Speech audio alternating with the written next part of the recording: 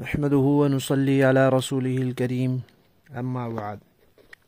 ترجمے والے قرآن پاک کا صفحہ نمبر 984، 27واں پارہ، سورہ نجم، دوسرا رکوع، آیت نمبر 31 اور 32۔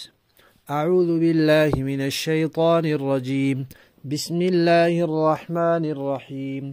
وَلِلَّهِ مَا فِي السَّمَاوَاتِ وَمَا فِي الْأَرْضِ لِيَجْزِيَ الَّذِينَ أَسَاءُوا بِمَا عَمِلُوا وَيَجْزِيَ الَّذِينَ أَحْسَنُوا بِالْحُسْنَى الَّذِينَ يَجْتَنِبُونَ كَبَائِرَ الْإِثْمِ وَالْفَوَاحِشَ إِلَّا اللَّمَمَ إِنَّ رَبَّكَ وَاسِعُ الْمَغْفِرَةِ هو أعلم بكم إذ أنشأكم من الأرض وإذ أنتم أجنة في بطون أمهاتكم فلا تزكوا أنفسكم هو أعلم بمن اتقى۔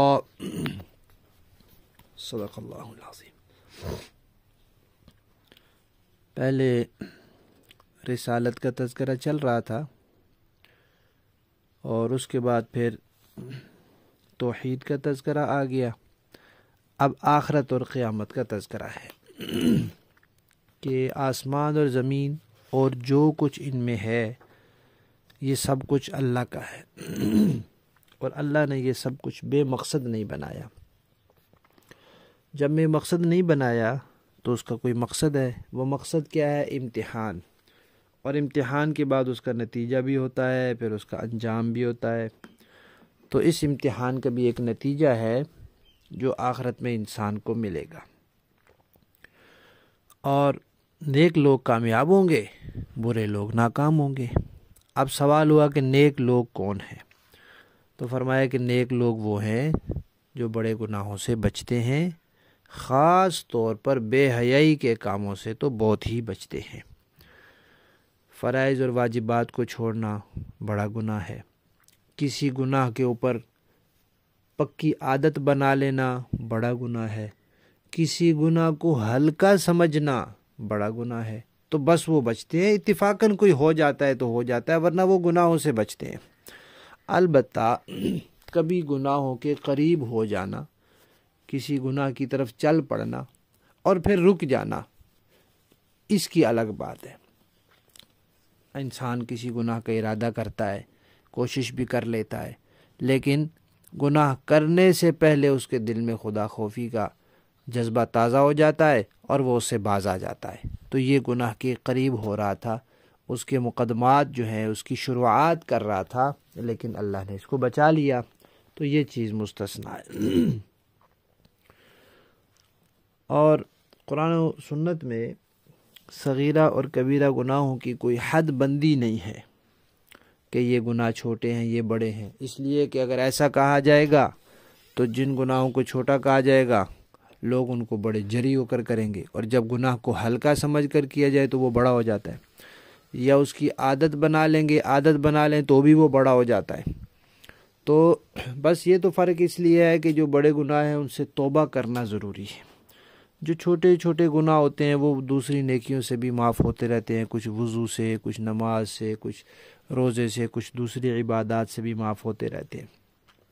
اس لیے کسی بھی گناہ کو چھوٹا سمجھ کر اس کا ارتکاب نہیں کرنا چاہیے، اور نہ ہی اس کی عادت بنانی چاہیے۔ پھر فرمایا کہ اللہ تعالیٰ کی مغفرت بڑی وسیع ہے، کوئی گناہ ہو جائے تو فوراً توبہ کر لو، اللہ معاف کرنے والے ہیں۔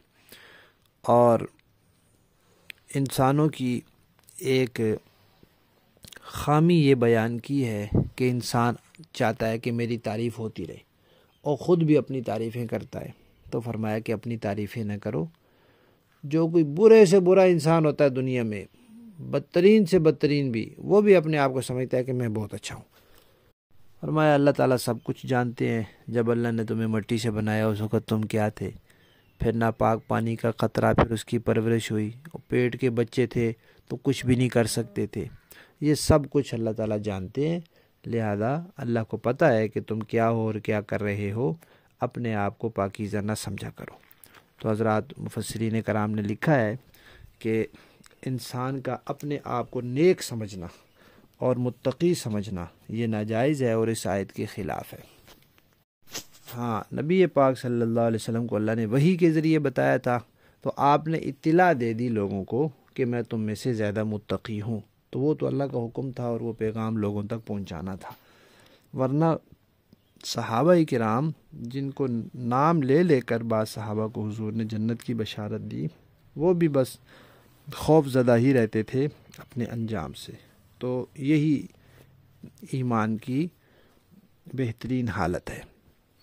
لفظی معنی دیکھیے، وَلِلَّهِ اللہ ہی کے لیے ہے، ما فی السماوات جو کچھ آسمانوں میں ہے، وما فی الارض اور جو کچھ زمین میں ہے۔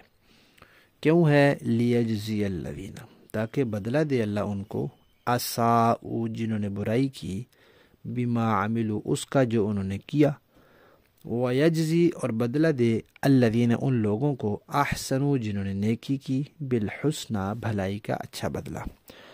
الذین وہ لوگ، یجتنبون بچتے ہیں، کبائر الاثم بڑے گناہوں سے، والفواحش اور خاص طور پر بے حیائی کے کاموں سے، الا اللمم مگر ہلکے پھلکے گناہ یا گناہوں کے قریب ہونا۔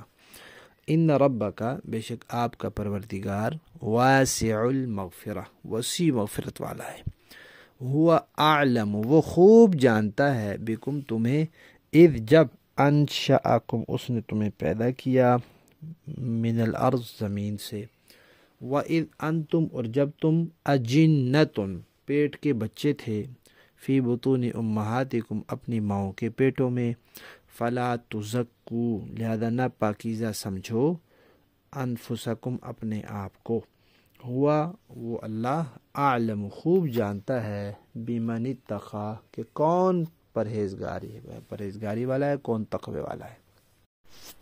با محاورہ دیکھیں جی، وَلِلَّهِ مَا فِي السَّمَاوَاتِ وَمَا فِي الْأَرْضِ لِيَجْزِيَ الَّذِينَ أَسَاءُوا بِمَا عَمِلُوا وَيَجْزِيَ الَّذِينَ أَحْسَنُوا بِالْحُسْنَى اور آسمانوں میں جو کچھ ہے وہ بھی اور زمین میں جو کچھ ہے وہ بھی اللہ ہی کا ہے۔ نتیجہ یہ ہے کہ جنہوں نے برے کام کیے ہیں وہ ان کو ان کے عمل کا بھی بدلہ دے گا، اور جنہوں نے نیک کام کیے ہیں ان کو بہترین بدلہ عطا کرے گا۔ الذین یجتنبون کبائر الاثم والفواحش الا اللمم ان لوگوں کو جو بڑے بڑے گناہوں اور بے حیائی کے کاموں سے بچتے ہیں، البتہ کبھی کبھار پھسل جانے کی بات اور ہے۔ ان ربک واسع المغفرہ یقین رکھو تمہارا پروردگار بہت وسیع مغفرت والا ہے۔ هو اعلم بکم اذ انشأکم من الارض واذ انتم اجنة فی بطون امہاتکم فلا تزکوا انفسکم هو اعلم بمن اتقی